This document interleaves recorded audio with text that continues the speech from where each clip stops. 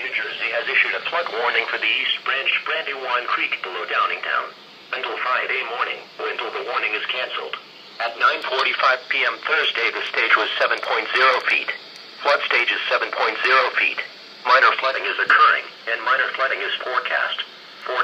The river will continue rising to near 7.8 feet by tonight. The river will fall below flood stage after midnight tonight.